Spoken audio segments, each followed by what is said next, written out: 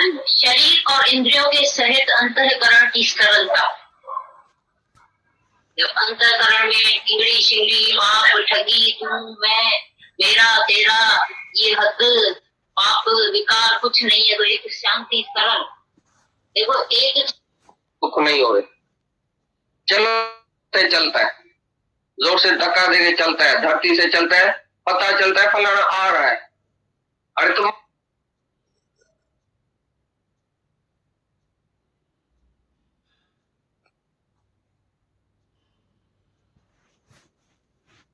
नहीं है जब तक वो गीता के ऊपर चलता नहीं है। एक एक श्लोक के ऊपर जिसकी रहनी होगी वो अर्थ कर सकेगा। हमने भी अपने गुरु को जब रहनी देखी उनकी, तभी हमको गीता का अर्थ आ गया। हमको गीता ने, भगवान ने, हमारे गुरु ने एक एक श्लोक नहीं पढ़ाया था, लेकिन अपनी रहनी गीता के ऊपर करके दिखाया। My life is my book.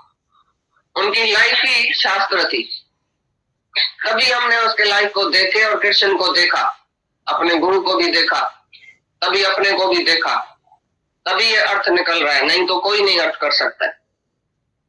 बड़ा बड़ा पंडित विद्वान बराबर है, बहुत लॉजिकली तुमको अर्थ सुनाएगा, संस्कृत में भी अर्थ सुनाएगा, लेकिन उसकी हम पहले रहनी देखेगा, पीछे हम गीता सुनेगा उसके मुख से, नहीं तो नहीं सुनेगा।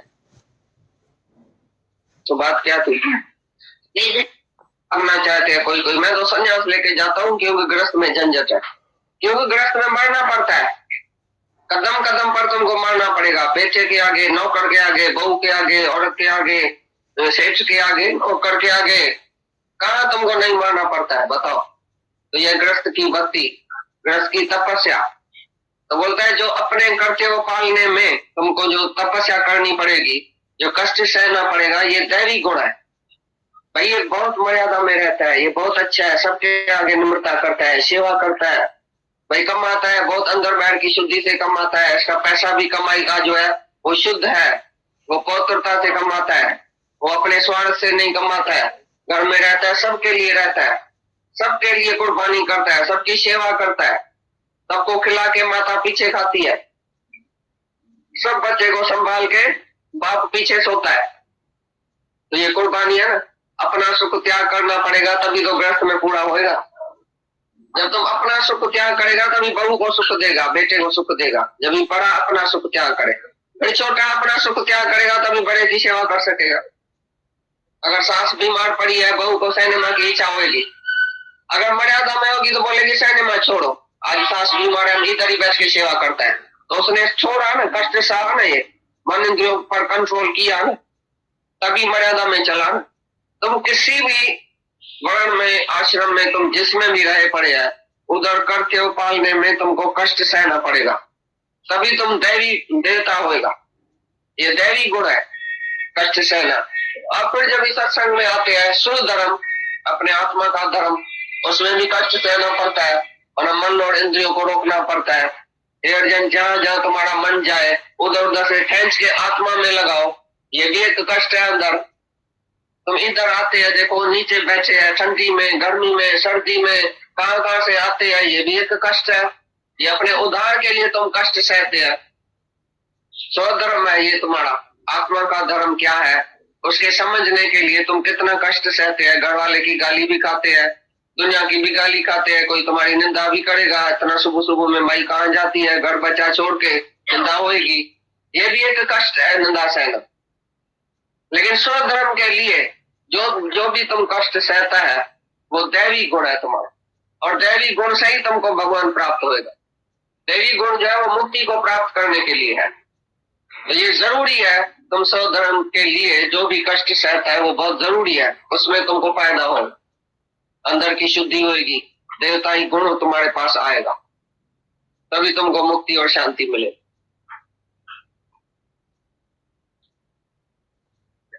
एवं शरीर और इंद्रियों के सहित अंतःकरण की सरलता।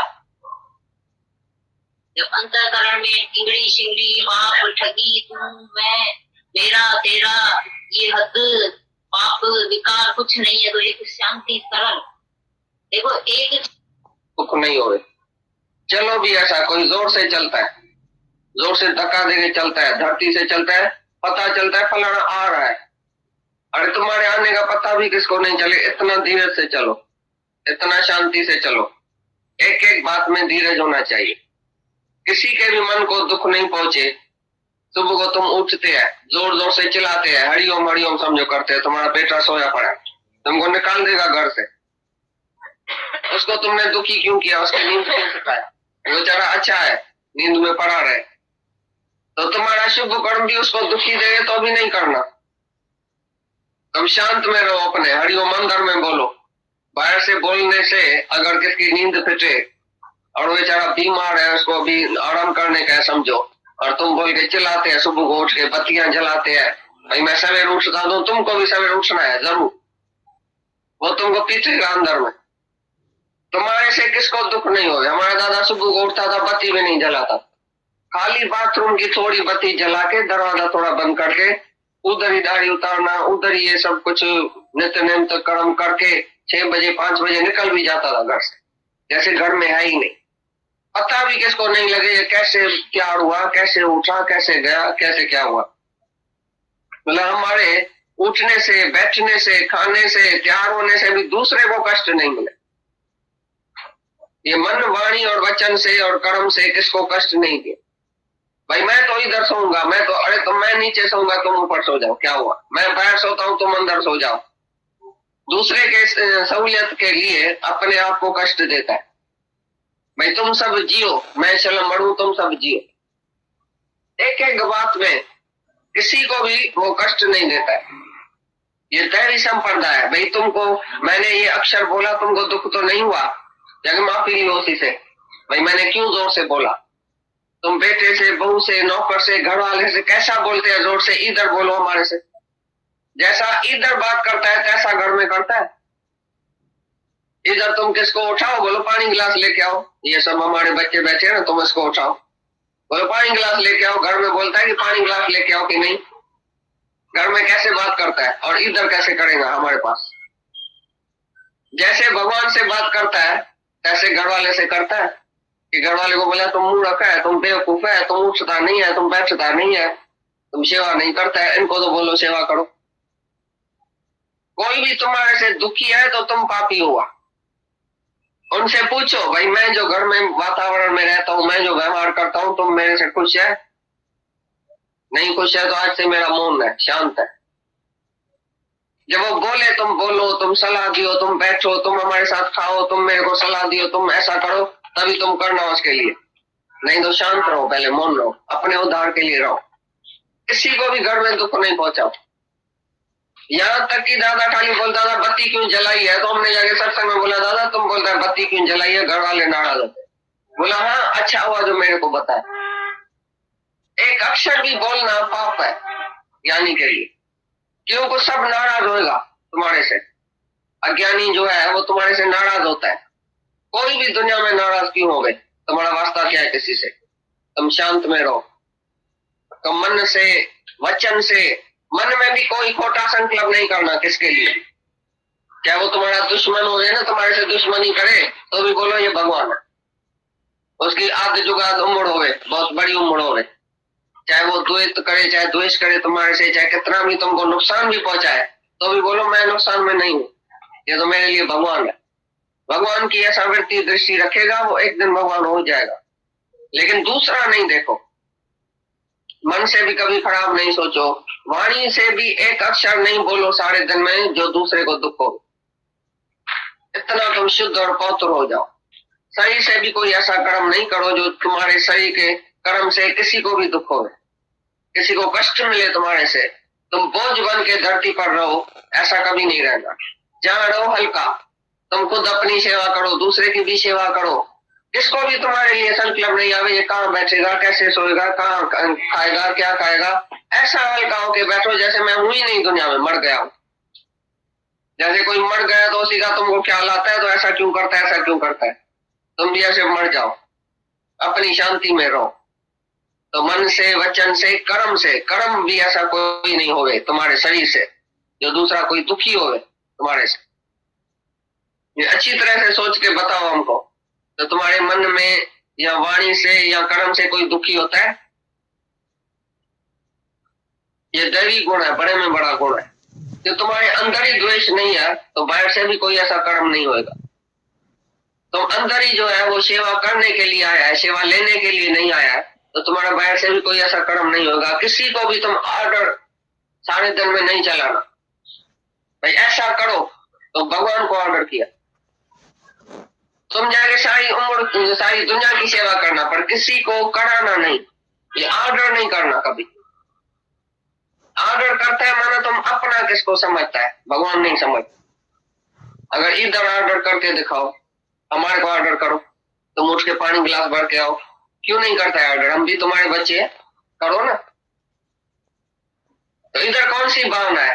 भाई नहीं है, भगवान है। तो भगवान कहाँ नहीं है बताओ?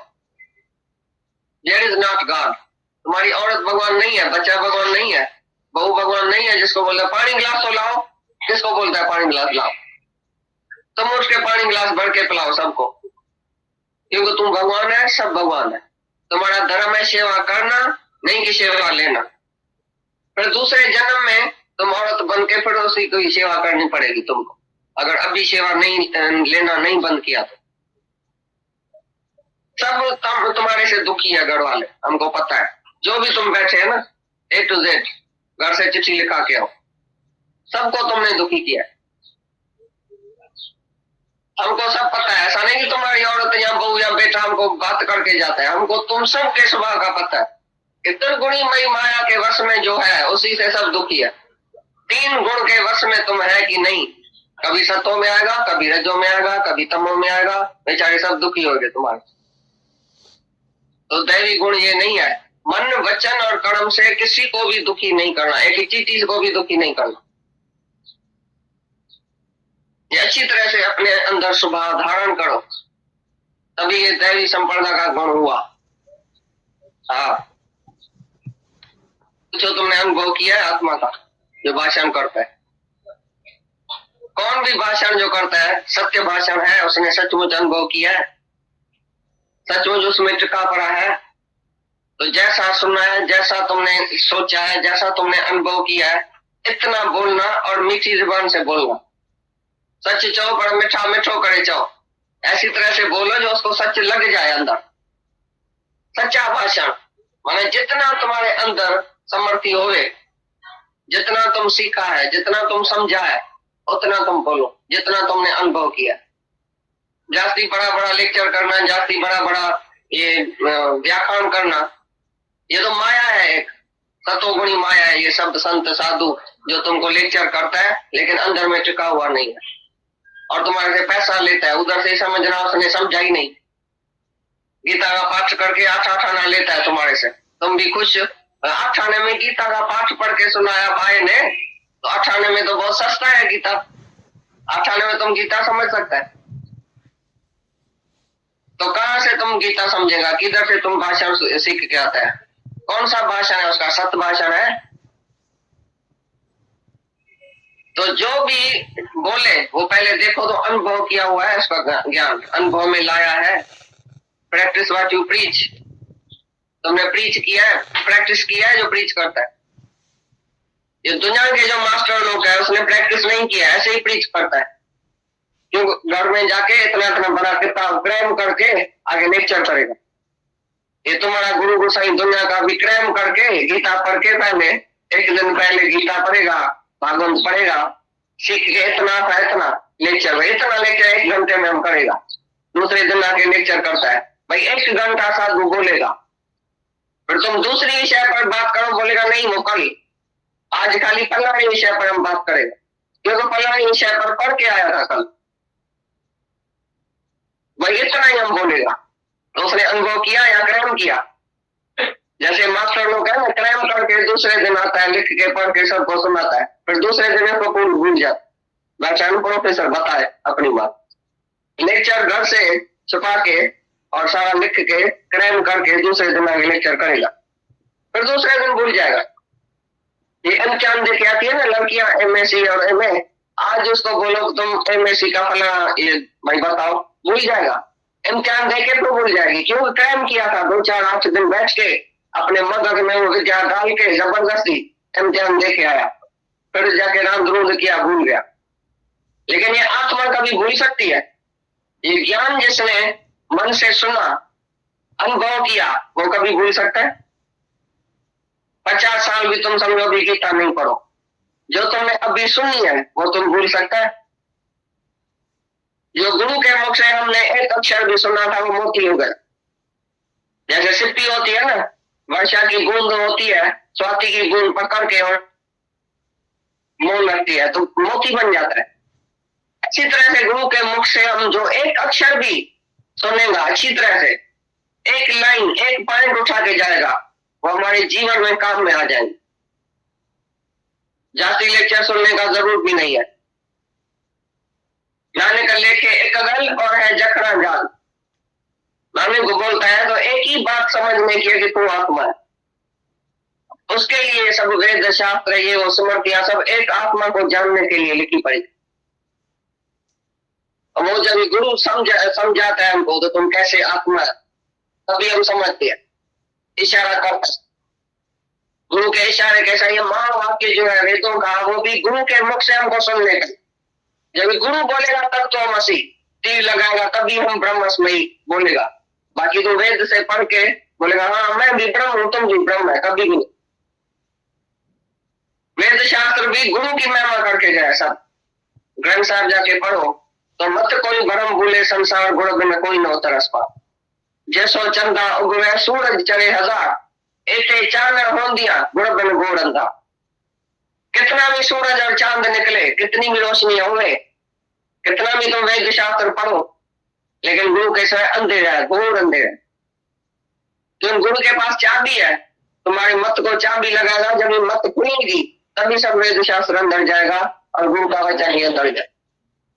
ये विवेक और विचार की चाबी गुरु के पास होती है, वो आके तुम्हारी चाबी खोलेगा, तभी तुम एक एक अक्षर समझ सकेगा अच्छी तरह। सत्य भाषा। हाँ, अर्जुन ज्ञानी चाहे अज्ञानी अपने स्वभाव के वश में है। ज्ञानी ने स्वभाव को वश किया, अज्ञानी स्वभाव के वश में है। इसके लिए ज्ञानी किसको दोष ही नहीं देता है जो क्रोध करे। हजारों गम इधर आते हैं, तुम्हारे में कितने भी अवगुण होंगे, उल्टे चलेंगे, क्या भी करेंगे, कैसा किसका स्वभाव, कैसा किसका स्वभाव। तो ज्ञानी तुम सबके ऊपर करुणा करता है, बोलता ऐसा भी होता है क्योंकि इसका स्वभाव ऐसा है, इसने स्वभाव को वश नहीं किया। तो अज्ञानी में तुम उम्मीद रखता है कि वो ज्ञान की अलग चलत करे क्या। अज्ञानी माना क्या? अज्ञानी माना अंधेरे में वो जरूर ठोकरे खाएगा, धक्का खाएगा, उल्टा चलेगा, उल्टा तो चलेगा ही।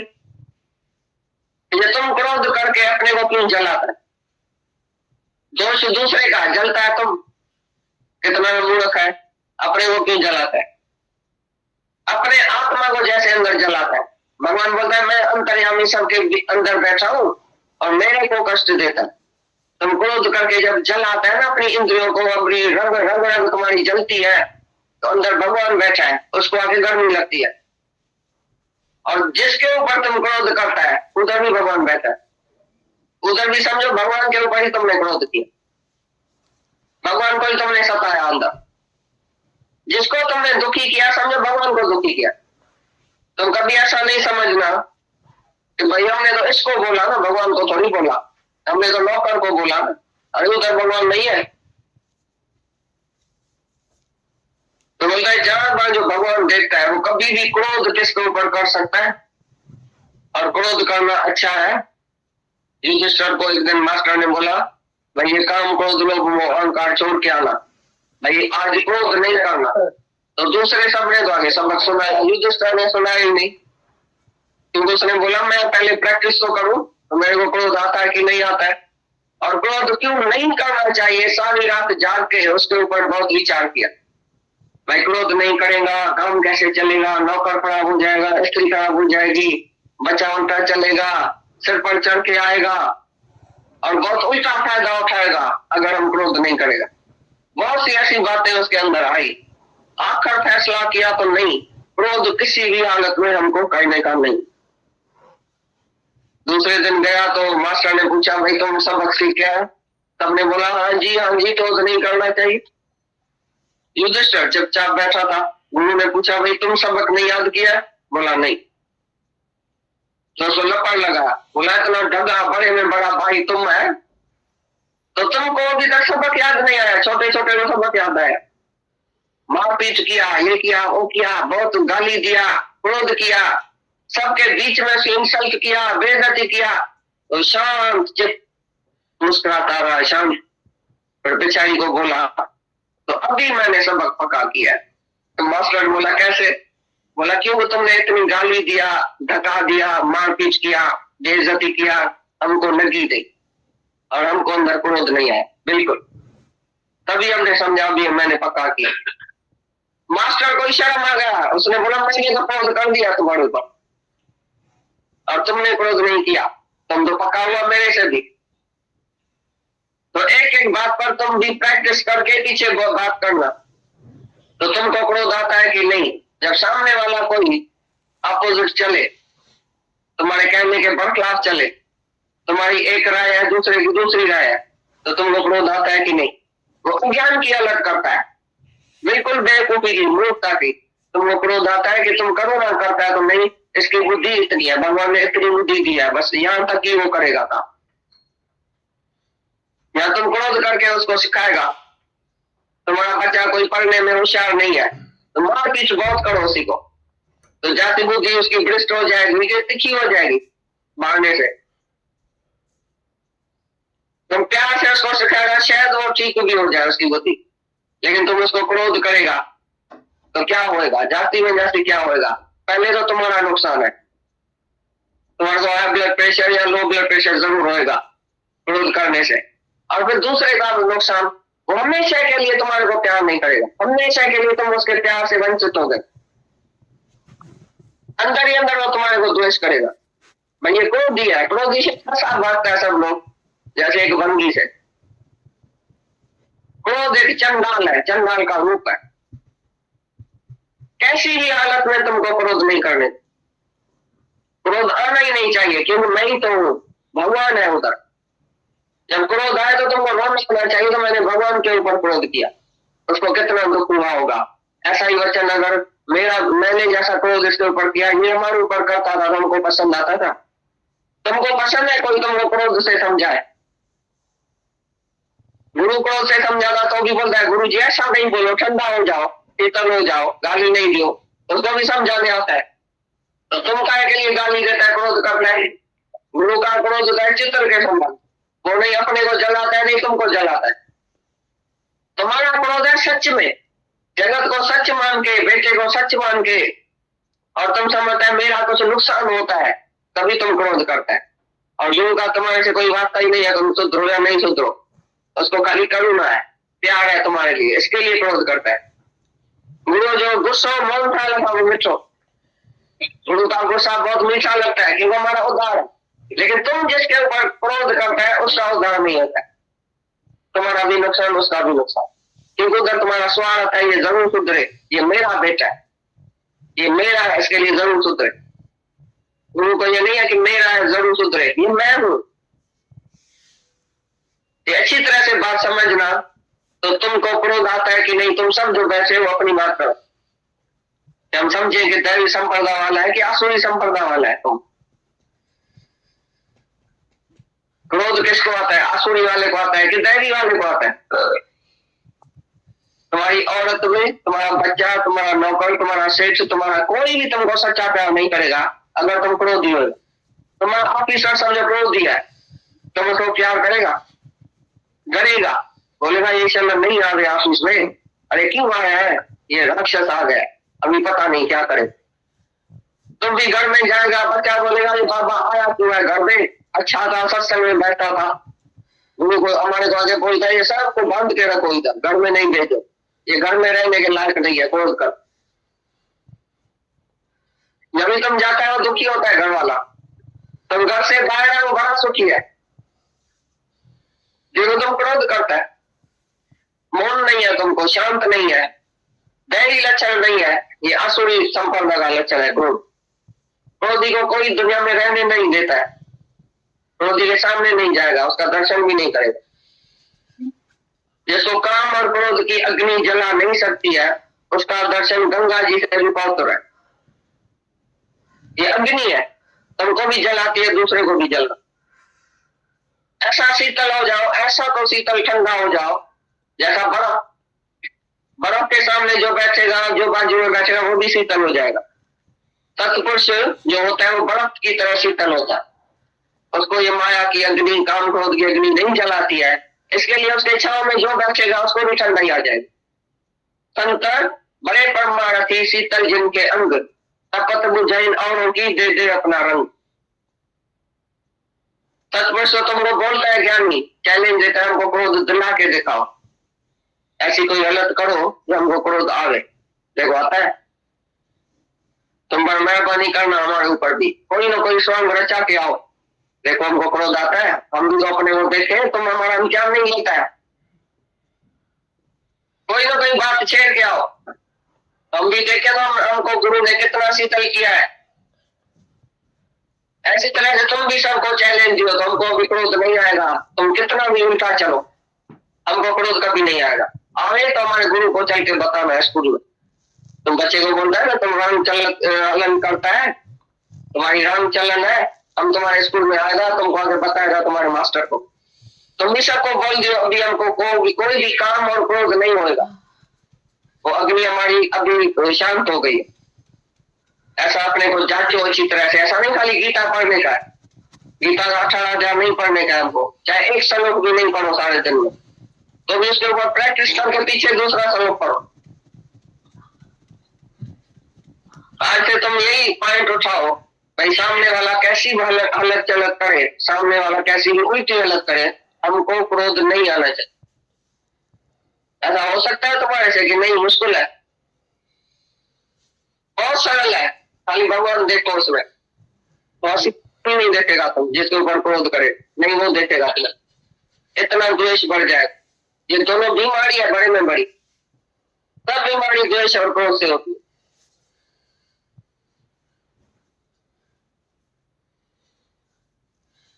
क्या